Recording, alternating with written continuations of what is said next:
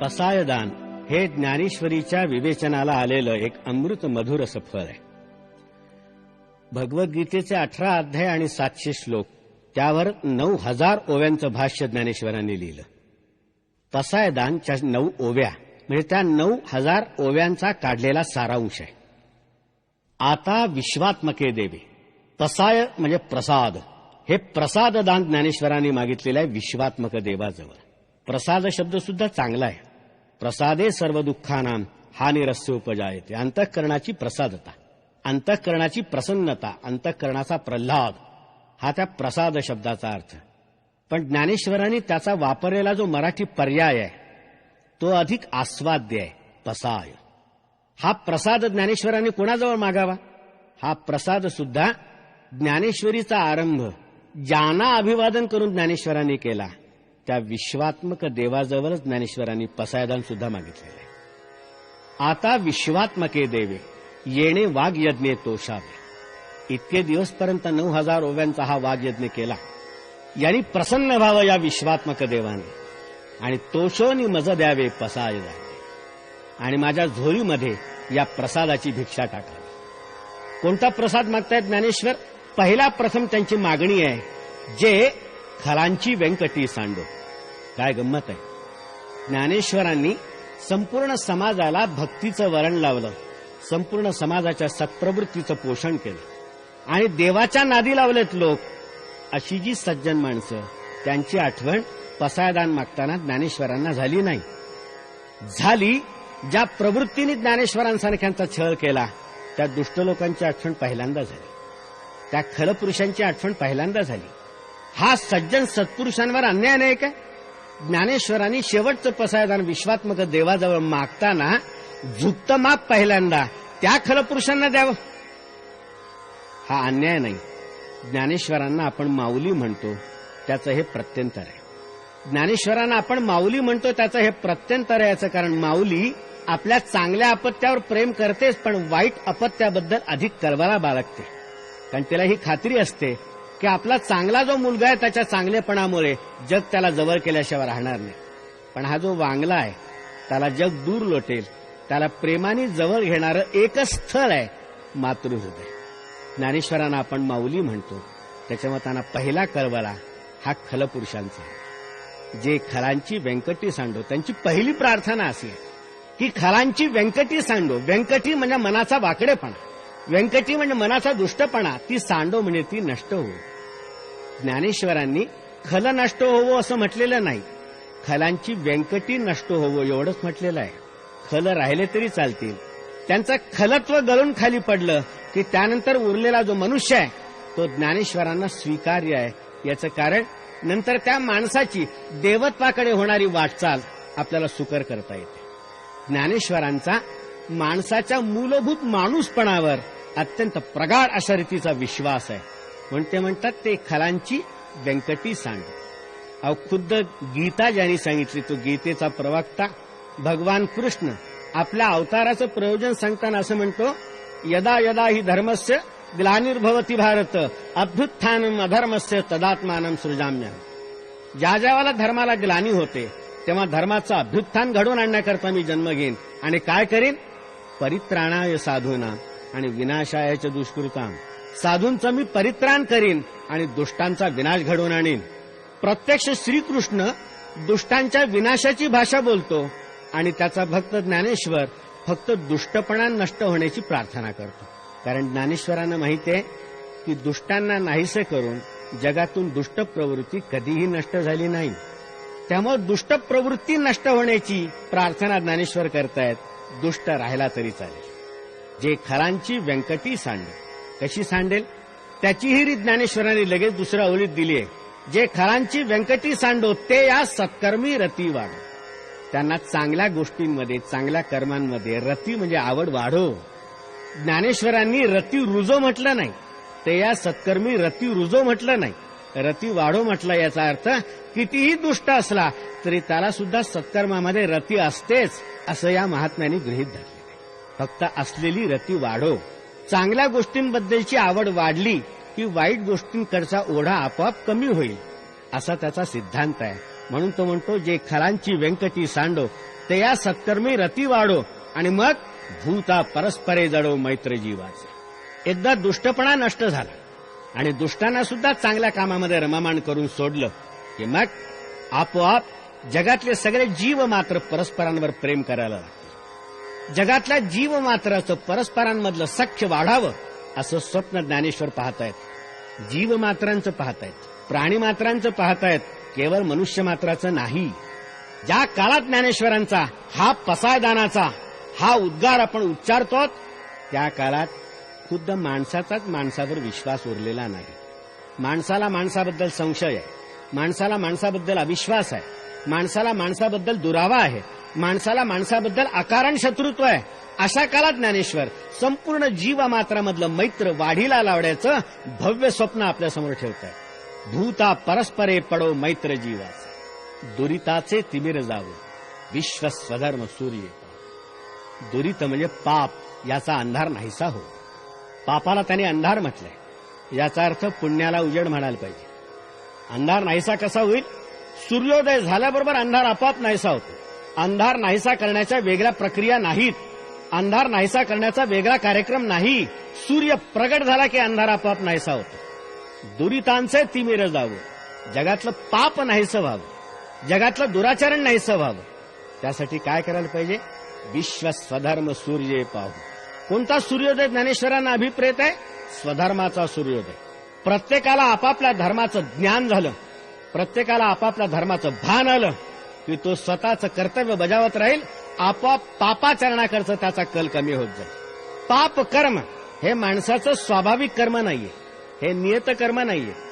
ज्ञानेश्वरांनी म्हटलंय विश्व स्वधर्म सूर्य पाहू.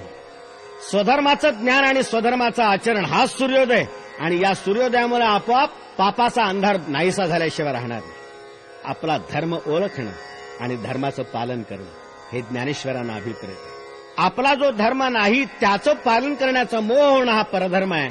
आणि गीतेने म्हटलं होतं स्वधर्मे निधनम श्रेयः परधर्मो भयावह. धर्म कसा ओळखायचा? धर्म कसा ओळखायचा? प्रत्येकाचा धर्म त्याच्या जन्मापासूनच त्याची सोबत करत असतो. बाई ही बाईच असते, पण ज्या क्षणी ती आई होते त्यावेळी तिच्यामधला मातृधर्म प्रगट होत असतो. त्याचं आचरण हे तिच्याकडनं अपेक्षित असतं.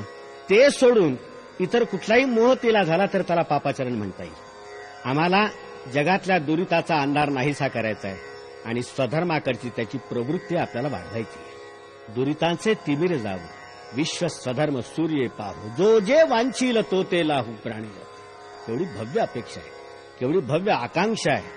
जो जे वांछील तो ते लाहू प्राणी जात. ज्याला ज्याला जे जे हवं असेल ते तर त्याला मिळू शकेल. ज्ञानेश्वर असं आश्वासन आपल्याला देत आहे. जी कोणती तुमची इच्छा असेल आणि अभिलाषा असेल ते पूर्ण होण्याचं आश्वासन हे महापुरुष आपल्याला कशाच्या बळावर देत आहेत? त्याच्या अगोदरचा संदर्भ आपल्याला पाहायला पाहिजे. भूता परस्परे पडो मैत्र जीवाचे. भूतांना परस्परांबद्दलचं मैत्र उत्पन्न झालं तर ज्याला जे वाटेल ते मिळाल्याचा आनंद लाभल्याशिवाय राहत नाही. पण त्याच्या अगोदर परस्परांमधलं मैत्र वाढायला पाहिजे. त्यामुळे आपोआप तुमचीही वृत्ती विशाल होते आणि ज्या गोष्टी आपल्याला मिळायला हव्यात त्या इतरांना मिळाला तरी आपल्यालाच मिळाला इतका आनंद तुम्हाला होतो. ही वृत्ती विशाल करणं हेच या पसायदानाचं मूळ उद्दिष्ट आहे. वर्षचं सकळ मंगल. ज्ञानेश्वरांनी त्यानंतर असं दिव्य दृश्य आपल्यासमोर उभं केलेलं आहे. वर्षतं सकळ मंगली ईश्वर निष्ठांची मांदी आली. संपूर्ण जगावर मांगल्याचा वर्षाव करणारे, संपूर्ण जगावर कल्याणाचा वर्षाव करणारे असे ईश्वरनिष्ठ लोक दाटी वाटीनं उत्पन्न होवं.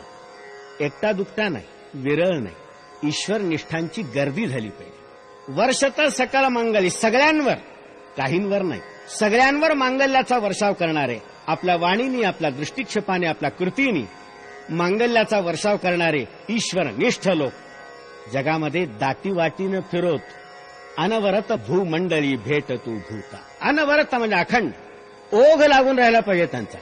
संपूर्ण जगावर मांगल्याचा वर्षाव करणारे ईश्वरनिष्ठ लोक गर्दीनी या भूमंडळावर अखंड उत्पन्न व्हावे. अखंड जगाला अशा लोकांचा लाभ होत झाला. या लोकांचंच रूपकानी अतिशय भव्य असं वर्णन ज्ञानेश्वर पुढे करतो. अशा ईश्वरनिष्ठ लोकांचे मेळावे ठिकठिकाणी मनुष्य मात्राला भेटावेत. अशी ज्ञानेश्वर आकांक्षा का उत्पन्न करतात? ईश्वरनिष्ठ लोक आपल्यामध्ये नाहीयेत, आज ते मेळावे ओसरलेत, अशी इच्छा ज्ञानेश्वरांनी का व्यक्त करावी? याचं दुसरं कारण असं आहे की खरोखर ईश्वरनिष्ठ लोक या जगामध्ये अत्यंत दुर्मिळ आहे. जे आहेत ते ईश्वरनिष्ठ नाहीत, ते नश्वरनिष्ठ आहेत. माहीत आहे की जे जे नश्वर होणार आहे, क्षणभंगूर आहे, नाहीसं होणार आहे, त्याची आपण लालसा बाळगतो आणि त्याच्यासाठी आपण जीव टाकतो. सत्ता, संपत्ती, सामर्थ्य, शस्त्र यासाठी आपण आयुष्यभर धपापत राहतो. माहीत आहे यापैकी काहीही टिकणारं नाही. सत्ता अतिशय बेभरोशाची, आज आहे उद्या नसेल. संपत्ती तर चंचलपणाकरता प्रसिद्धच आहे. आणि शस्त्र हे सगळ्यात बेभरोशाचं. आपल्याला असं वाटतं की सत्ता, संपत्ती आणि शस्त्र, तख्त, तलवार और तिजोरी यापैकी एखादं जरी साधन आपल्याला प्राप्त झालं तरी आपण जगावर स्वामित्व गाजवू शकू. पण हे अत्यंत बेभरोशाचे, अत्यंत बेभरोशाचे. शस्त्र तर इतकं बेभरोशाचं की शस्त्राला स्वतःचं सामर्थ्य नसतं. शस्त्राला स्वतःचं सामर्थ्य नसतं, शस्त्राला बुद्धी नसते, स्वतःचे डोळे नसतात. असते तर शस्त्राला हे स्फुरलं असतं की आपल्याला विकत घ्यायला आलेला जो गिऱ्हाईक आहे तो मुळात दुष्ट आहे, त्याच्याच अंगावर ते उडालं असतं. जो विकत घेतो आणि त्याला सांभाळतो त्याच्या संरक्षणाची हमी ते शस्त्र देईलच असं नाही. प्रसंगी शत्रूच्या हातात पडल्यावर ते शस्त्र विकत घेणाऱ्यावर सुद्धा चालल्याशिवाय राहणार नाही. शस्त्रामध्ये सामर्थ्य असतंच कुठे? ते असतं ते शस्त्र धारण करणाऱ्या बलदंड अशा रीतीच्या मनगटामध्ये. लुऱ्या पांगऱ्या हातामध्ये शस्त्र गळून पडेल, पण मनगटामध्ये तरी शस्त्र सामर्थ्य असतं कुठे? मनगटाचं तरी स्वतःचं सामर्थ्य असतं कुठे? मनगटाच्या मागे जेव्हा अत्यंत बलिष्ठ मन उभं असतं तेव्हा त्या मनगटामध्ये सामर्थ्य येतं. तुकारामाचा एक अभंग आहे, ज्या अभंगामध्ये एका रडत राऊताचं चित्र त्याने रेखाटलंय, ज्याला जबरदस्तीने घोड्यावर बसवलं, एका हातात ढाल दिली आणि दुसऱ्या हातात तलवार दिली आणि त्याला लढायला रणांगणावर पाठवलं. तिथे गेल्यानंतर तो रडकुंडीला आला आणि कुरकुर करू लागला की एक हात तलवारीमध्ये गुंतलेला आहे, एक हात ढालीमध्ये गुंतलाय, आता मी लढू तरी कोणत्या हाताने? मनगटामध्येही सामर्थ्य नसतं. सत्ता, संपत्ती आणि शस्त्र या पाहता पाहता नाहीशा होणाऱ्या बेभरोशाच्या गोष्टींच्या प्राप्तीसाठी आपण जन्मभर जीव टाकत असतो. या सगळ्या नष्ट होणार. आपण नश्वरनिष्ठ आहोत, जे कधीही नष्ट होत नाही. नाहीसं करण्याचा प्रयत्न केला तरी नष्ट होत नाही, जाळण्याचा प्रयत्न केला तर जळत नाही, कापण्याचा प्रयत्न केला तर तुटत नाही. असं जे तत्व आहे तिकडे आपलं लक्षच नाही. तिकडे आपलं लक्षच नाही. कोणत्या बळावर आपण स्वतःला ईश्वरनिष्ठ म्हणून घ्यायचं? कबीराचा एक दोहा आहे. दोहामधली एक स्त्री अत्यंत देखणी असते. तिच्या नवऱ्याने तिच्या सुंदर नाकाकरता अत्यंत प्रेमाने एक अत्यंत मोलाची नथ विकत आणली. ज्याला त्याला दाखवत सुटली की माझ्या नवऱ्याचं माझ्यावर किती प्रेम बघा, एवढी महाग नथ त्यांनी माझ्याकरता घेतली. कबीर तिची कीव करत तिला म्हणायला लागले की बाई, जिस नाथने नथनी दियो, ज्या तुझ्या नाथाने तुला नथ घेऊन दिली त्याचं इतकं कौतुक जगामध्ये गातेस, पण त्या नथीचं सुद्धा सौंदर्य वाढावं इतकं सुंदर नाथ ज्या जगन्नाथांनी दिलं त्याची तुला आठवण सुद्धा नाही. कोणत्या बळावर आपण स्वतःला ईश्वरनिष्ठ म्हणून घ्यावं? आपण सगळे नश्वरनिष्ठ आहोत. या नश्वरनिष्ठांचं ईश्वरनिष्ठांमध्ये परिवर्तन घडून आणण्यासाठी ज्ञानेश्वरांचा हा सगळा प्रयास आहे. आता यांचं वर्णन त्यांनी केलंय. कसे आहेत ते लोक? चला कल्पतरूंचे आरव, असे ईश्वरनिष्ठ लोक म्हणजे जणू कल्पवृक्षांचे चालणारे बगीचेच. अरण्यामध्ये एखादा कल्पवृक्ष असतो, ओळखू येत नाही. एखादा कल्पवृक्ष असतो, धुंडावा लागतो, शोधावा लागतो. पण या बगीचांमध्ये सगळेच कल्पवृक्ष, त्यांच्यापर्यंत तुम्हाला जाण्याची गरज नाही, तेच तुमच्यापर्यंत चालत येतील. ईश्वरनिष्ठ लोक त्या कल्पवृक्षांच्या उद्यानासारखे आहेत. चला कल्पतरूंचे आरव, चेतना चिंतामणीचे गाव. चिंतामणी नावाचं रत्न असतं. जसं कल्पवृक्ष मनात आलेल्या सगळ्या कल्पना न सांगता पूर्ण करतो, तसं चिंतामणी नावाचं रत्न मनातल्या सगळ्या चिंता न सांगता दूर करतो. हे ईश्वरनिष्ठ लोक चिंतामणी नावाच्या रत्नांच्या, सजीव अशा चिंतामणींच्या वसाहतीच आहेत. जो माणूस म्हणावा तो चिंतामणीसारखा तुमच्या काळजा हरण करणार. चला कल्पतरूंचे आरव, चेतना चिंतामणीचे गाव, बोलते जे अर्णव पियुषाचे. आणि हे अमृताचे बोलते समुद्र, यांच्या तोंडातून जे उद्गार निघतील ते अमृतासारखे मधुर. यांच्या तोंडातून जे उद्गार निघतील ते अमृतासारखे संजीवक, आणि त्यांचे समुद्र ज्याचा थांग लागत नाही. हे अमृत कधी संपण्याची भीती नाही. वार्षिये वीण सागरू जले जैसा निरुपचारू. ज्याप्रमाणे कितीही दुष्काळ पडला पाण्याचा तरी समुद्र आटण्याची भीती नसते. हे तर अमृताचे समुद्र आहेत. कोणत्याही परिस्थितीमध्ये हे अमृत कमी होण्याची शक्यता नाही. बोलते जे अर्णव पियुषाचे चंद्रमे जे आलांछन. हे चंद्रासारखे आहेत, पण चंद्रावर लांछन असतं ज्यांच्यावर एकही लांछन नाही. हे पूर्णपणे निष्कलंक चंद्रासारखे. यांची प्रभा सर्वांना सुखद अशा रीतीचा आल्हाद दिल्याशिवाय राहणार नाही. मार्तंड जे तापहीन प्रखर अशा रीतीचा प्रकाश आहे यांचा मार्तंडासारखा, पण मध्यान्नीचा सूर्याचा ताप असतो, यांचा तसा ताप नाही. तेज पुण्य आहेत पण ताप नाही, त्रास नाही दुसऱ्या कोणाला. ते सर्वाही सदा सज्जन सोयरे होत. कसे आहेत ईश्वरनिष्ठ लोक? सदा सर्वांना सज्जन आणि सोयरे होणारे आहेत. ज्ञानेश्वरांनी शब्द अत्यंत काळजीपूर्वक वापरले आहेत.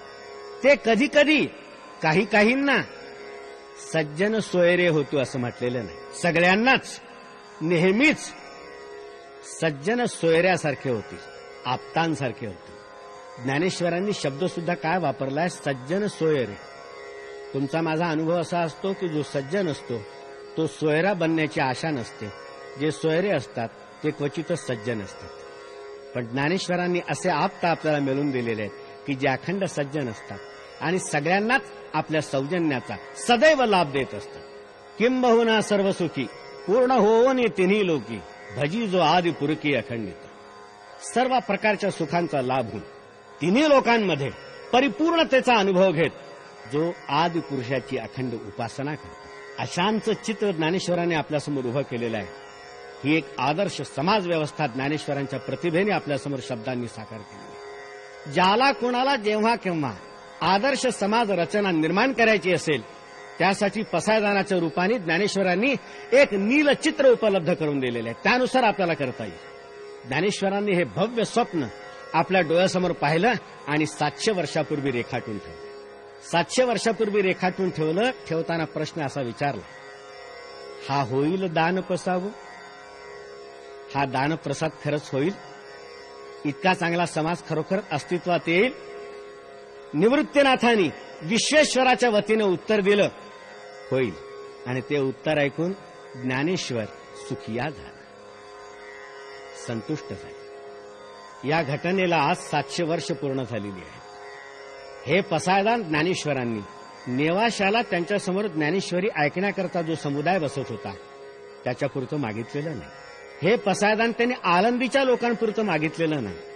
हे पसायदान त्यांनी सर्व भूतमात्रांसाठी मागितलेलं आहे. या भूतमात्रांमध्ये त्यांचाही समावेश आहे ज्यांनी आळंदीमध्ये आणि पैठणमध्ये ज्ञानेश्वरांचा छळ केला होता.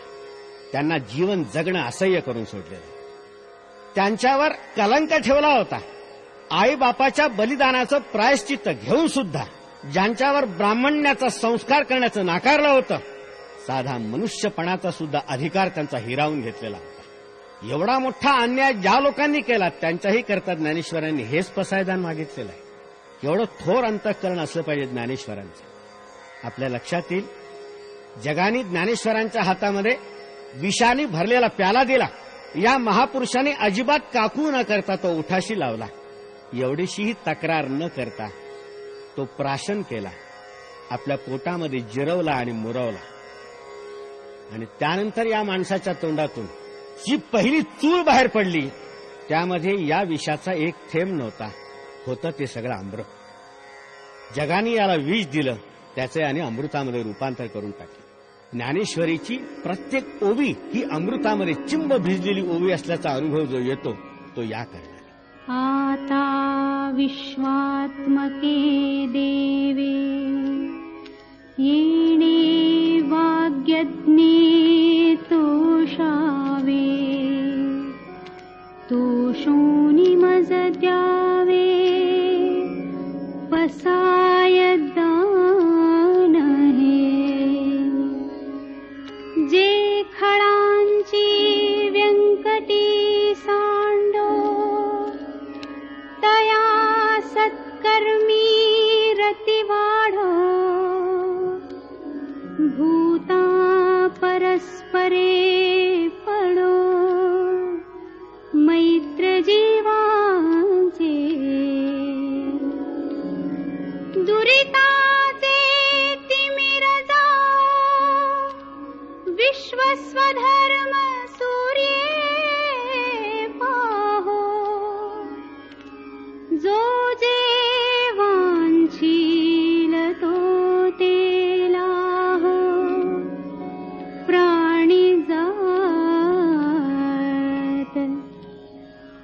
वर्षत सकळ मंगळी ईश्वर निष्ठांची मांदियाळी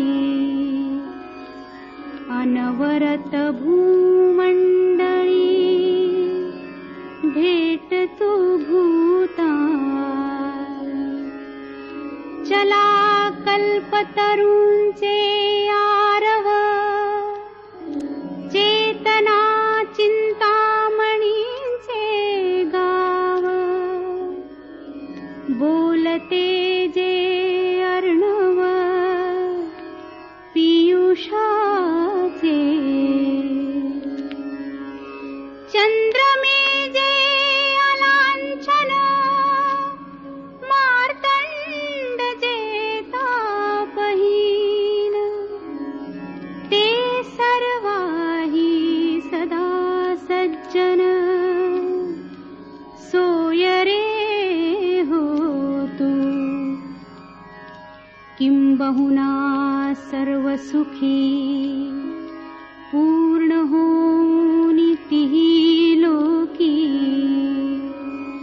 भजिजो आदि पुरुखी अखंडित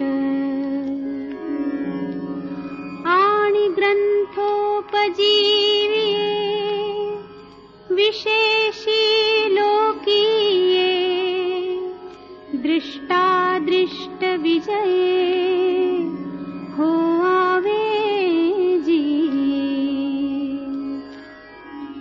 येथ म्हणे